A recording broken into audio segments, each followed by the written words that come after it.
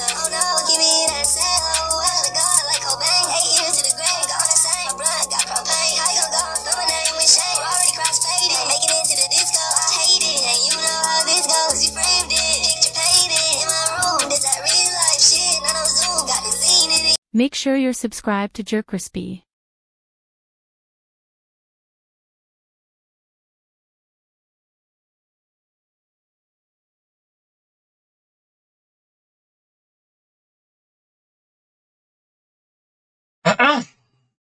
Halloween is in what, 2 days?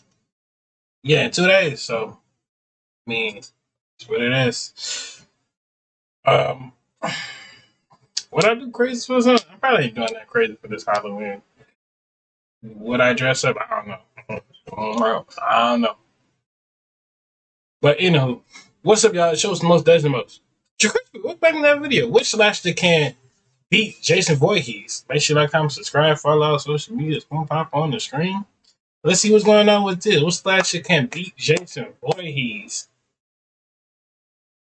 It depends. What type of slashers we're going with. On the road to 500. So you guys went absolutely bonkers for the Michael Myers versus videos. The comments were absolutely flooded with people saying, dude, Jason Voorhees next. And honestly, I mean, how can I not? I mean, come on. Michael and Jason are essentially the faces of horror. Like, if you're talking about slashers, these two basically own the genre. If we're really being real here. So today we're putting the hockey mask back on Jason Voorhees. We're actually gluing it to his face so he can come back for another sequel because we need another movie. And then we're seeing which horror killers from this list could actually survive against the one and only Jason Voorhees, or could they beat him? So I mean, the tiers are very self-explanatory. We got they beat Jason 50-50 and Jason wins. So the first person that we have on this list is none other than Art the Goat. Now for this video, we're going to be putting zombie Jason and human Jason up against, you know, different characters. Like for instance, we're going to be putting zombie Jason up against people like Pinhead because they're supernatural. But for Ghostface, we're going to be putting up human Jason Voorhees against Ghostface. So for Art the Clown, we're doing Art and... Why we just don't put any, like, you know, just any Jason, like any Jason in general, but I get what you're trying to go with that, though. Zombie Jason, since they both technically can't die and they're both immortal. Now, they both tank some serious injuries and always come back from it. Like I'm talking about, they always come back from it. I mean, every single horror movie in literal existence, the main character or the main slasher always comes back, whether they die or they don't die. And yeah, it might take them a couple of minutes to get back on their feet, but you know, they're still getting on their feet nonetheless. So you would think that this is just a tie since they're both immortal, or like a 50-50. Like, hey, if they both can't die, how does one win? Well, I mean, you're kind of right in that sense, but winning a fight doesn't mean you have to kill them. Like, if both are immortal, I'd look at it like a UFC match. You know, they would both fight until the other one gets knocked out, or they let it go to the judge. But in this case, since there's literally no refs in a slasher versus slasher scenario, it would only have to be a knockout or completely dismember their body to the point where they just can't move anymore. And also, don't forget, Art the Clown can feel pain like a normal human. Even though Art might still be a tall guy around like 6'2" or something, but he weighs like 150 pounds soaking wet. So I mean, like, yes, he is very strong. Like, he can break skulls with his bare hands as seen in Terrifier 3, but I mean, like, he's not doing anything to Jason Voorhees whatsoever. Even in... That's what I said. Like, Jason he got the upper hands on him. This quarters fight, Jason Voorhees is ripping off Art the Clown's head in literally just one grab, and boom, his head is completely off his body. So yeah, Jason dog walks Art the Clown and knocks him out in the first 7 seconds of the first round. So Art the Clown, honestly, Jason wins easily. Next, we have the Creeper. So now we've got the Creeper versus zombie Jason Voorhees. Now, this fight could happen in 2 different ways. One in the open and one in a secluded area. So if they met out in the open, Jason would kind of have a tough time getting close because the Creeper can fly, and that's a pretty huge advantage over somebody that can't fly like Jason Voorhees. So if the Creeper would be flying overhead of Jason, throwing spears or throwing really whatever he wants at him. Ain't that nigga can regenerate after he get done killing people too, bro? We heard something about that. If y'all want to go watch that video, what can I beat these dudes? Yeah, even picking Jason up and then dropping him out of the sky. Hey, y'all go run up this video. Go run up all the other videos. Y'all don't go run up the video. Creeper will be at your dreams tonight. that can do some serious damage. Now, I mean, since Jason is known to tank anything in mankind, I feel like flying for the creeper wouldn't be the reason that he defeats Jason Voorhees. I mean, Jason literally got flown around by Freddy in the dream state and still got back up like nothing happened. So as we can see, Jason can tank some flying hits or being thrown around in air, if that makes any sense. Now, if this fight takes place in a secluded area, so let's say Camp Crystal Lake, I feel like Jason would dominate easy peasy. So even if the creeper gets him in the air, it's really not entirely over. Even though Jason's got no way to counter that, he's going to simply just have to tank it. And as I've already said, he's tanked stuff like this before against Freddy. So honestly, I don't have the creeper winning 100%. I would say it's low-key pretty even. Like, I don't have 50-50. him beating Jason easy peasy. So I feel like I say, yeah, that's 50-50 with it. Just go either way. And next we have Ghostface. Now, we're gonna use Roman Bridger in this Oh man, Ghostface over that's next scenario because I always use Billy and Stu. Now, Roman is easily the smartest Ghostface out of the entire bunch, or out of the entire franchise of Scream. He's not just a slasher in my opinion, he is a mastermind, and he was the first person to work alone as a Ghostface. And he would be going up against human Jason in this scenario because Roman Bridger is a human, so Roman's intelligence already gives him a pretty big advantage over Jason. Unlike most killers on this list, or probably every single killer on this list except maybe Pinhead, he would study Jason, learn his weaknesses, figure out his kill patterns, and maybe even try to set up a few traps before ever coming face to face with him. But even if Roman knows every single weakness that Jason has, I still don't think that's enough for him to beat him. Now you might say, well, characters in the Friday 13th franchise all the time always manage to beat Jason in the movies we've seen. But that's just plot armor. Like, let's be real, that's just only plot armor. And I feel like that's 50-50 because most of them characters do be getting old and they dying. Like, if y'all go watch the Jason Voorhees, he was packing them up. The only reason why the other two said stay alive because they wanted to stay by Crystal Lake and they end up dying at the end anyways.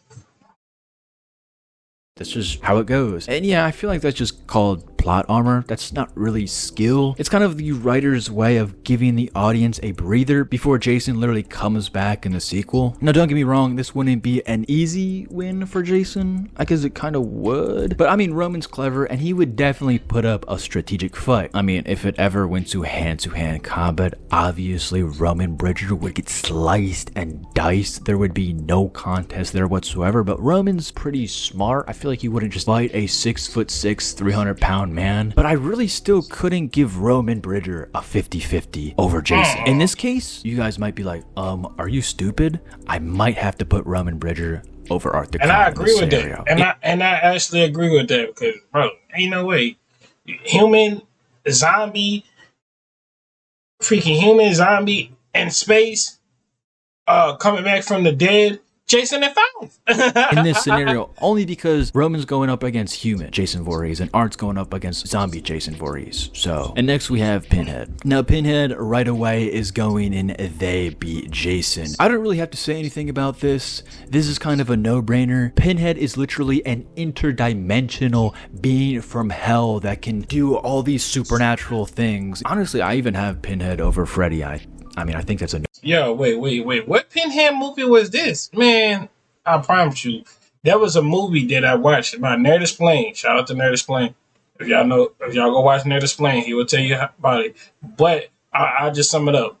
All I know, in the beginning, the girl had got the thing, a little box from the banner scene. She stole it because she was robbing it for some rent money and stuff like that, and she was going to sell it. But she ended up opening it, and then that's how she knew Pinhead. I think she had to sacrifice like her boyfriend or brother or cousin or whatever the dude was.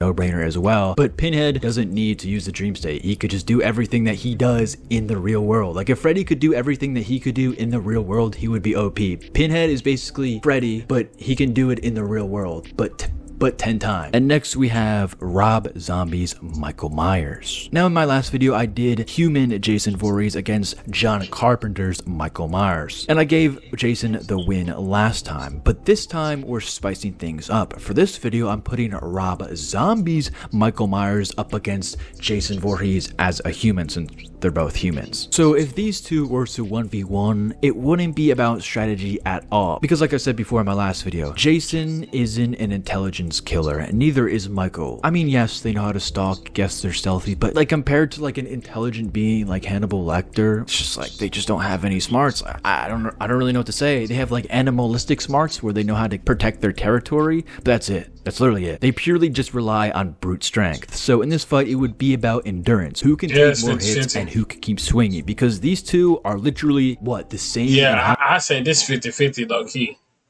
If you put human and human, Michael Myers, human, them, that's 50-50. And the same in weight. So I mean, like, it's just gonna be a brutal bloodbath. Now, Jason's used to pain. He's been stabbed, shot, burned, and still keeps going. Michael, Rob Zombie, on the other hand, channels his pain into power. Every single time he gets angry, or every single time he gets hit, he just keeps going even worse. Like, he just doesn't stop. So I feel like Michael... Bro, who got this nice, good angle?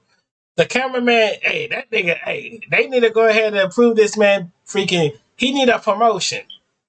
And up his bank account to at least about 50,000, $50. That's a good, look at it, like this man hit the good angles. Like, he was like, hold on, stay like that. Yeah, I'm about to get a raise from this. Like, that nigga hit the good angles. Like, boy, hold on. Keeps going even worse. Like, he just doesn't stop. So I feel like Michael would be better in close quarters in this scenario. Imagine being able to build an app with your name on it, just by thinking about it. Meet Base 44, a complete AI creator. Rob Zombies. But I feel like if they fought in an open area like the woods, Jason would take it, because Rob Zombie's Michael Myers is kind of just like this big beast. Like, that's really the best way you can explain it. So I would say no one really wins in this one. Like, it's literally a 50-50. Yeah, anyone 50-50. can win. Next we have Leatherface. So now we're gonna do human Jason versus Leatherface. Now no, it depends what Leatherface we talking about. We talking about the one that we watched with Crispy Boy. Y'all know what I'm talking about. When dude got hold, when that girl and dude got hold in that thing. Shout out to Crispy Boy, my twin, my content twin. That boy got hold. He got hold for real, saying he did that boy the worst way. Like, ain't no way. Like, come on now.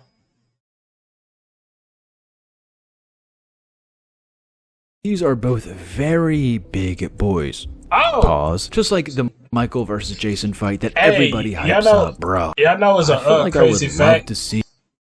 You know it's a crazy fact, though? Me and my brother in middle school, we did like a Jason versus Leatherface, and we were arguing about that for a whole 2 weeks straight. Because, like, we were waiting on the DLC to come out, and I said I was going to whoop him. I ended up losing. It was 5-2. He won by 5 times. I won only 2 times. But here's what it is. But us arguing, we brought it to school. We brought it around our block. We brought it to family and all that stuff. Bro, it was funny. It was funny though. A Michael or Jason versus Leatherface movie, now that I think about it. Like, if you low-key think about it, both Jason and Leatherface are kind of alike. They both kind of protect their territory in a way. Like, if you step foot in Crystal Lake, you're kind of cooked. And if you show up near Leatherface's crib, you're kind of cooked. Now, when Leatherface fights, it's kind of like watching a panic attack, but this time with... I want to know what's the real reason why Leatherface just, like, cut people's faces off and all that stuff. Like, what is his horror story? Like, why did he come Leatherface? The chainsaw. Like, imagine you're having a panic attack and you have a chainsaw in your hand. That's kind of the best way to describe how Leatherface fights. But Jason, on the other hand, he's kind of the opposite. He's calm and moves like he's a true hunter. Now, a chainsaw against human Jason, honestly, is pretty OP if you really think about it. And on top of that, they're the same exact size, so Leatherface could do some real damage. But Leatherface is also a very emotional person, and honestly, I feel like he might even low-key be scared of Jason, because, I mean, he's scared of his own family. Leatherface might be strong, but once Jason gets past that chainsaw, I feel like it's GG. I'll put him at the top of Jason wins, because I just don't see him in any scenario really winning. against Jason. Don't even waste your time. Chucky, he getting whooped. Candyman, that would probably be a good explaining. My opinion. Next, we have Chucky. Now, the thing about Chucky is he's way more dangerous than people give him credit for. Yeah, I mean, he's small, but I mean, he's pretty smart. Not as smart as like Roman Bridger, and he actually has a supernatural edge thanks to that voodoo curse. Like, the best way, in my opinion, to describe Chucky is that he's like Ant-Man. But also, Jason is not the kind of guy you can just sneak up and stab him in the leg. Like, Jason would literally take the knife out of his leg and then punt Chucky like a football across Crystal Lake. But here's where things do get tricky. Maybe he could even try to possess Jason's body with his ritual if he had enough time. The problem is Jason doesn't really have much of a soul left to transfer into, especially now that he's a zombie. I'm about to say, ain't this nigga come from hell and back? Came from hell, came back so many times. That nigga that ain't got no soul? Man, that nigga Jason gonna start the field goal. Freaking third round. To bring it to the house. And freaking Chucky the football. For the win! Go and win it! Like, nigga. Because we're doing zombie Jason against zombie, well, not zombie Chucky. We're doing zombie Jason against Chucky because Chucky's supernatural, so it only makes sense. But once Jason grabs Chucky, it's kind of just GG. Yeah, we'll put him right there. And next we have Candyman. So Jason can't just stab or decapitate a ghost like he usually does to all his victims. And Jason's entire fighting style, as we've said in this entire video, is he just depends on hitting something he can physically destroy. Like, for instance, hey, I bet none of y'all niggas go in the mirror, turn the light out, close your door in your bathroom, both of the doors in your bathroom, and say Candyman 3 times. he wouldn't be smart enough to set Candyman on fire or use his weaknesses against him. He just simply has brute force. Yes, he has that territorial hunter type of vibe, but that's more animalistic rather than actual intelligence. I don't think he would use fire against Candyman. Even though Jason's basically undead, he still exists in the physical world, and Candyman could appear and then vanish whenever he wants against Jason. So if Jason tried to swing on him, but you might say, well, I mean, if Jason gets a hold of him, then it's just GG, he's gonna slam him. I really would put Candyman in They Beat Jason. Is that kind of crazy? I put him at 50-50 though, like low key. Like they both gonna put some good licks to each other and stuff like that. And I feel like that probably would be actually a good thing to do. But if you enjoyed this video, make sure to comment, subscribe, follow our social media. They pop on the screen. See y'all when I see y'all lay up to the bottom of my heart. We on the road to 500 and I'm out.